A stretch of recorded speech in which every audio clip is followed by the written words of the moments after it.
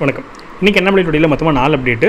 முதல்ல தமிழக அரசு க்ரைம் டேட்டா ரிலீஸ் பண்ணியிருக்கிறாங்க லாஸ்ட் 2 வருஷத்தோடது. அந்த டேட்டா வந்து ஃப்ளாடு டேட்டா, அது ஏன் அதை நம்ப முடியாது, அதில் என்ன பிரச்சனை அப்படிங்கிறத விளக்கி அண்ணாமலை ஒரு பதிவு பண்ணியிருக்காங்க. இது வந்து முதல் அப்டேட்.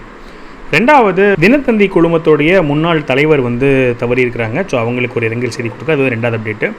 3வது, நேற்று கோயம்புத்தூர் தொண்டாமுத்தூர் பகுதியில் அண்ணாமலை அவர்களும் அதிமுக முன்னாள் அமைச்சர் வேலுமணி அவர்கள் 2 பேர் சேர்ந்து ஒரு திருமுனை கூட்டம் நடத்தியிருக்கிறாங்க. அதை பற்றின ஒரு பதிவு போட்டிருக்கேன். அது வந்து 3வது அப்டேட். அதுக்கப்புறம் ஒரு ப்ரெஸ் மீட். இதில் வந்து இன்னையோட அண்ணாமலை டுடே நான் அவங்க பண்ணின் கோப்பி, நீங்கள் பார்த்துட்டு இருக்குது பாசிட்டிவ் பாலிடிக்ஸ். ஸோ முதல்ல நான் வந்து என்ன அவங்க தமிழக அரசுலேருந்து என்ன டேட்டா கொடுத்தாங்கன்னு சொல்லிட்டு அதுக்கப்புறம் அண்ணாமலை அவர்கள் அதுக்கு என்ன ரிபட்டல் கொடுத்தாங்கன்றதை சொல்கிறேன். அது ஒரு 30 செகண்ட் வீடியோ. ஃபர்ஸ்ட் அந்த வீடியோ ப்ளே பண்ணிட்டு அப்புறமா அண்ணாமலை அவர்களுக்கு பதிவு சொல்கிறேன். I will just take up number of murder cases எடுங்க. 2021ல தமிழ்நாட்டில் ஸ்டேட் லெவலில் 1597 cases were reported for the murder. இதே நம்பர் வருஷம் அப்படி ஸ்டீடி டிக்ளைன் காட்டிட்டு இருக்கோம்.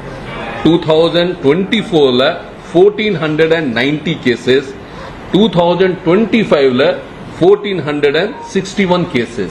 நேற்றைய தினம் தமிழக அரசின் உள்துறை செயலாளர் உள்ளிட்ட அதிகாரிகள் மூலம் செய்தியாளர் சந்திப்பு நடத்தி தமிழகத்தில் கொலை மற்றும் பாலியல் வன்கொடுமை குற்றங்களுக்கான புள்ளிவிவரங்களை வெளியிட்டது திமுக அரசு. ஆனால் அந்த தகவல்களை சரிபார்த்தால் தமிழக அரசு இந்த அதிகாரிகள் மூலம் கூறிய 2024 மற்றும் 2025 ஆண்டுகளுக்கான புள்ளிவிவரங்களை நாம் நம்ப முடியாது என்பதற்கான காரணம் தெளிவாக தெரியும். கடந்த 2021 ஆண்டில் NCRB national crime records bureau வெளியிட்ட தகவலின்படி தமிழகத்தில் 1686 கொலை வழக்குகள் பதிவாகியுள்ளன.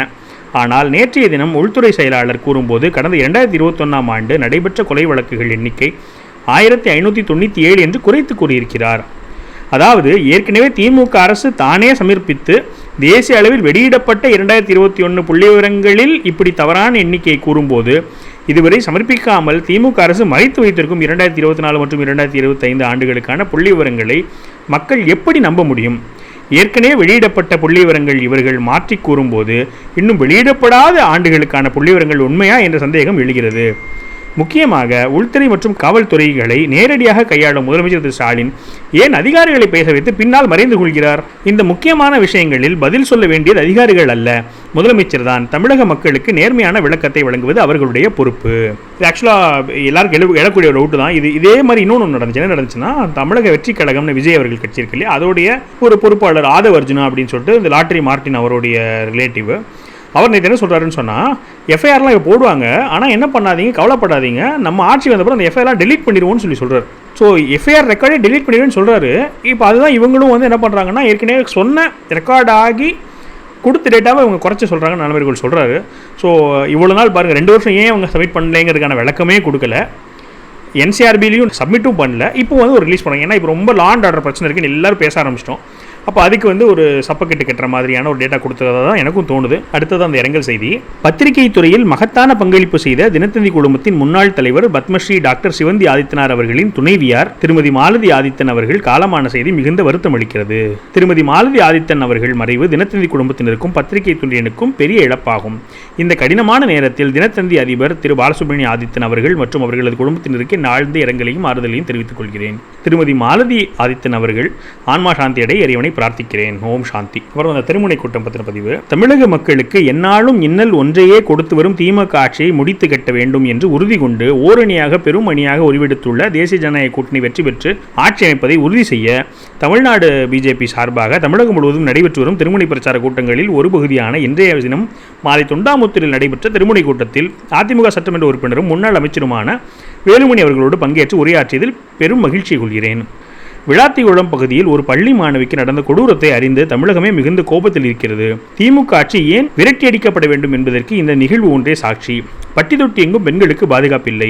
திமுக பொறுப்பில் இருப்பவர்களே இதுபோன்ற குற்றத்தில் ஈடுபடுகிறார்கள் என்பதும் அதை முதல்வர் வேடிக்கை பார்ப்பது வெட்கக்கேடானது.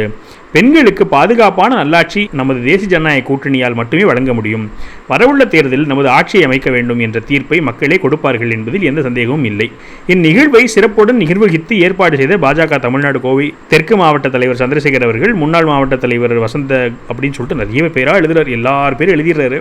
அது நம்மளுக்கு வேண்டாம். எனக்கு சரி, அவர் அங்கீகாரம் கொடுக்கணும்னு நினைக்கிறது, அதனால் அது அங்கீகாரம் கொடுக்குறாரு. நம்ம வந்து அடுத்த அடுத்த மெசேஜுக்கு ஸ்கிப் பண்ணிடலாம்னு நினைக்கிறேன்.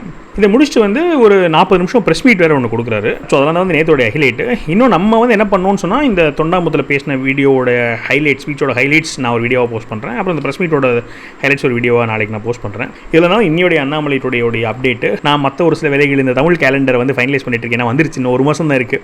அதனால் அது எல்லாம் முடிஞ்சிச்சு, 12 மாதமும் முடிஞ்சிருச்சு. இன்னும் ஃபைனலைஸ் பண்ணிவிட்டு பிரிண்ட் பண்ணுறது தான் பாக்கி. நாளைக்கு ஞாயிற்றுக்கிழமை நான் ஆல்ரெடி யாரெல்லாம் வந்து கூகுள் ஃபார்ம் ஃபில் பண்ணியிருந்தாங்களோ அவங்க எல்லாத்துக்கும் ஃபைனலைஸ் பண்ணிவிட்டு நம்ம ஆர்டர் எடுத்துக்கலான்னு இருக்கேன். ஸோ அந்த வேலை கட்டம் இருக்கிறதுனால கொஞ்சம் போயிட்டு இருக்குது. நீங்கள் உங்களோட கருத்துக்களை எப்பயும் பதிவு பண்ணுங்கள். மேலும் ஒரு பாசிட்டிவ் பாலிட்டி சந்திக்கிறேன். வணக்கம்.